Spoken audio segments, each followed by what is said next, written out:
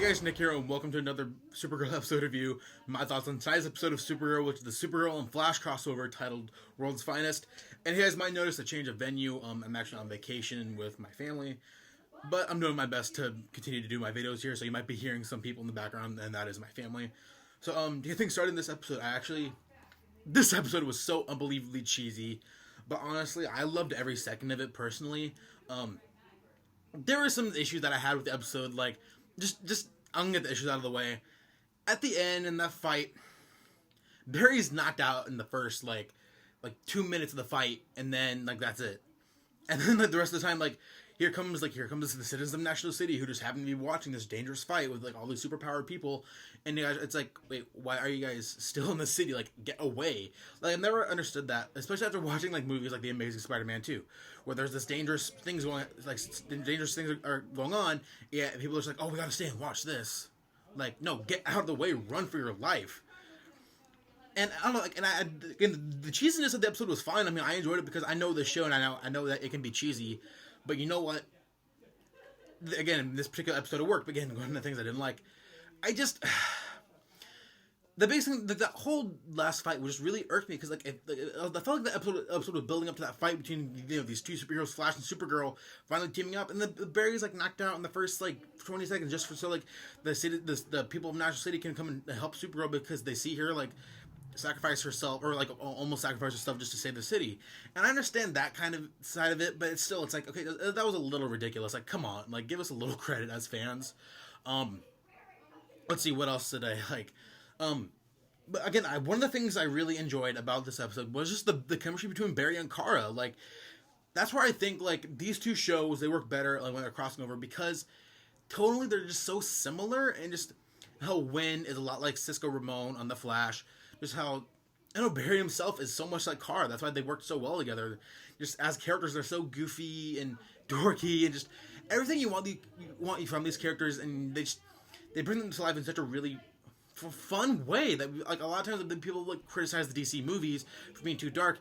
That's one of the things I think as a DC fan, it's nice having that contrast between their shows and their movies, because in Supergirl, we could see these characters being dorky and just having fun, and then just goofing off about being superheroes, and Barry geeking out about seeing alien ships and finding out that Kara is an alien, seeing all that kind of stuff, and Barry geeking out with Wynn, seeing that stuff was really cool to me. And of course, in this episode, we finally saw James being jealous. And of course, they set up the episode with Kat saying, they should made that analogy with the cupcakes. Just saying that, if she doesn't make a move soon, then James is going to lose interest. But at the same time, it's okay, you're making this so predictable for us fans. And it became predictable, but not necessarily a bad thing, but I'm just okay, I don't know. That's one thing about the show, is as cheesy as it is, sometimes you have to, accept even more of its cheesiness, because I don't know, in episodes like this, they kind of toss aside the main story, because John Jones and Alex weren't even in the episode, so they're focused on Barry coming in. And I thought the episode Cat Grant was making references to all these different things, how she said when the four of the Barry, Wynn, James, and Carl were all standing together, she looked you guys look like the non-threatening, racially diverse cast of a CW show. I thought that was hilarious. That was a great line.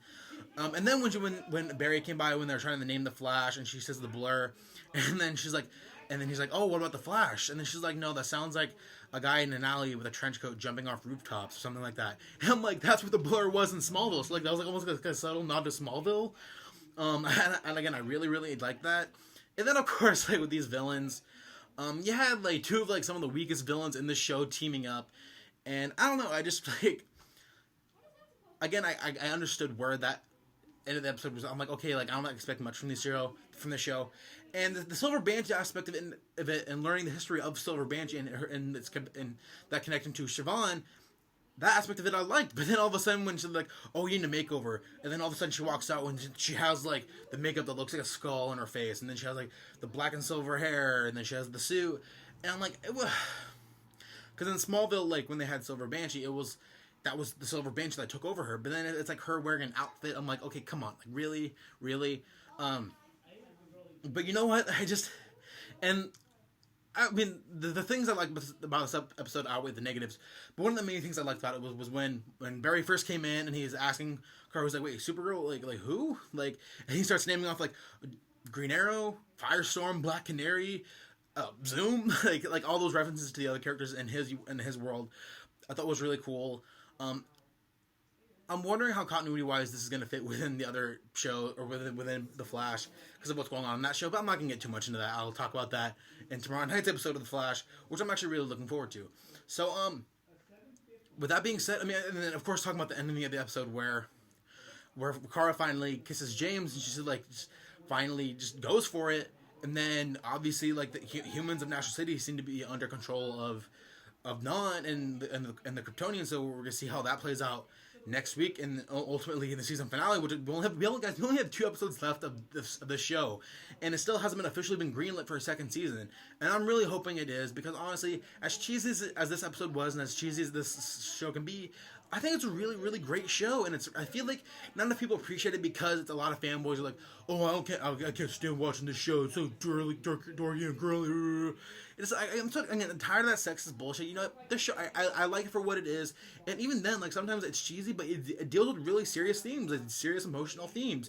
Tonight wasn't necessarily one of those episodes. Tonight was like more like just enjoy yourself, have fun, like be dorky kind of episode. And it was because I enjoyed Barry Allen's interactions with everyone in the DEO, everyone at Catco, Cat Grant, and then ultimately like at the end of the episode when Cat Grant was like, okay, seriously, like I knew he was the Flash because Barry Allen comes in and he's insisting on the naming the Flash, and it's just and of course Cat Grant being who she is, she doesn't care. The one thing I thought was a little out of character was when she begged for them not to kill her because of her sons. It's like, where was that in the beginning of the season when she first fought when Livewire first took her? The other side, again, this is a really, I like this episode a lot. Despite its cheesiness and despite its problems, I actually really enjoyed it. And I'm really sad that the season's ending so soon. So hopefully it gets picked up for a second season. Hopefully find out, and hopefully the ratings for this episode are actually really strong. So with that being said, that's going to be it for me. So if you guys like what you see here, go ahead and hit subscribe below. I do review all these superhero shows every week. I review Supergirl on Mondays, Flash on Tuesdays, Arrow on Wednesdays, and Legend of Tomorrow on Thursdays. And I have a bunch of other stuff on my channel. Also, if you guys just saw Batman vs Superman this weekend, my spoiler and non-spoiler review are up on my channel. You guys want to check those out. There's a bunch of other stuff on my channel too as well.